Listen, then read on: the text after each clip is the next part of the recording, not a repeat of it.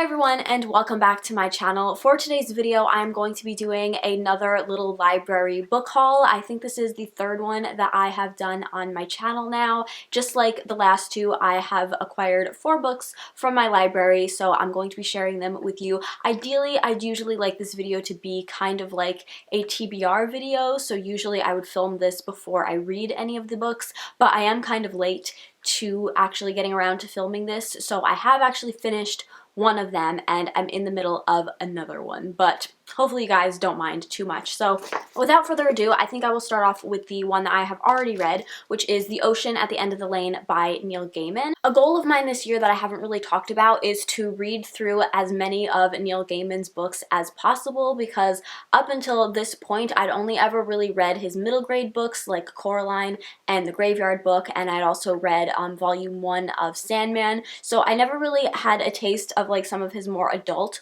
books, and I really love his writing. He also recently is going on tour, and I was lucky enough to actually go to one of his shows. It's called An Evening with Neil Gaiman, and I absolutely loved it. It was very inspiring. He read some of his stories, and I just loved every second of it. He's actually also a very humorous guy. There was a lot of parts where the whole crowd was laughing, so it just inspired me even more to want to read through all of his work. So I picked up this book. I actually read this before I went to see An Evening with Neil Gaiman, and I'm gonna be honest, when I requested this book from the library, I had absolutely no idea what it was about. I picked it up because it was short and I wanted something that I could read quickly before going to see him. It was like a week before we were going to go and see him, so I wanted to be able to just read something that was kind of short. But just like judging this book from its title and the cover, like personally everything about it, it just never would have struck me as a horror book. But then when I picked it up from the library, that was the genre sticker that was on the spine, so that completely caught me off guard, but it did intrigue me even more to pick the book up and see what it was about. And frankly, I went into it completely blind and I super enjoyed it, so I'm very apprehensive about telling you anything about this book because I feel like it would kind of be a disservice to you. I feel like everybody should go into it blind. Also, because it's kind of short, I feel like giving too much away is like spoiling a short book. Essentially, to give you like a little idea of it, the book opens in which we're following our main character when he is all grown up and he goes back to the town that he grew up in and like his childhood home, and he kind of is hit with all of these memories of his childhood, of things that happened to him that he had forgotten about. Now that I've read it, to be completely honest with you, I don't know that I would necessarily consider this to be a horror book, because the kind of horror elements are very subtle at first, and towards the end, just to me, it didn't feel like overly horrifying, but I still really enjoyed it. I love Neil Gaiman's writing, and so I would totally recommend this book, but I obviously don't want to tell you too many of my thoughts right now because I want to save them for my wrap-up. And then the book that I am currently in the middle of is another Neil Gaiman book called Stardust. So this is another book that I picked up having absolutely no idea what it was about, but I knew it was another one of his shorter books, so I thought I could read it before going to see his show. Unfortunately, I only ended up getting halfway through it, but this is a book about a boy. It's set in like a fictional country in which there's this boy that promises his beloved that he will get her a fallen star, and so he goes on this quest to get this fallen star, essentially.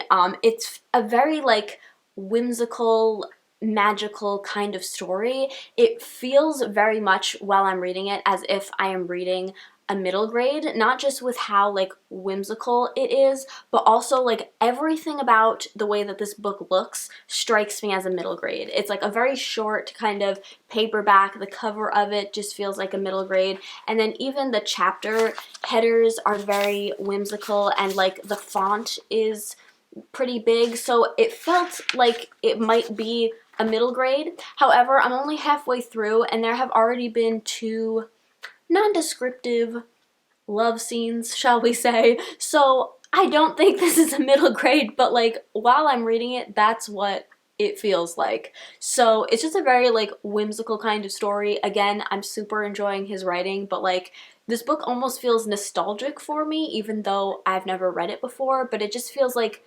nostalgic of the middle grade books that I used to read that were just like super whimsical and magical and like a little nonsensical. I really enjoy it, but yeah, I don't think it's a middle grade, but I also don't know what you would classify this book as, so that's that. Now moving on to the two books that are not by Neil Gaiman. First up, we have a graphic novel. This is The Umbrella Academy Hotel Oblivion. So this is volume 3 of The Umbrella Academy. I read volume 2 back in March, I think, and I actually really enjoyed it. If you watch my January wrap-up where I read volume 1, I was kind of underwhelmed with the book, and I decided to give it a second chance with volume 2, and I'm so glad that I did because I really enjoyed it and I had a lot of fun reading it. So I'm very excited to pick up volume 3, which is, I believe, the conclusion to the trilogy as of right now. Maybe there's going to be more books at some point, I don't know, but I also really love the cover of this one as well. So yeah, I'm excited to pick this one up and see how it ends. The final book I picked up from the library is called Follow Me to Ground. This, I believe, is a horror book. I think it might be like fantasy horror a little bit, in which we're following our main character called Ada, I think is how you pronounce her name, and her father are touched by the power to heal illness, but I think they do it in like a very gory and disturbing sort of way, but they like heal people in their town who have illnesses. But then I think our main character, much to the dismay of her father, ends up forming a romantic relationship with somebody, and I think she's like kind of torn between her old way of life and new possibilities with her new lover.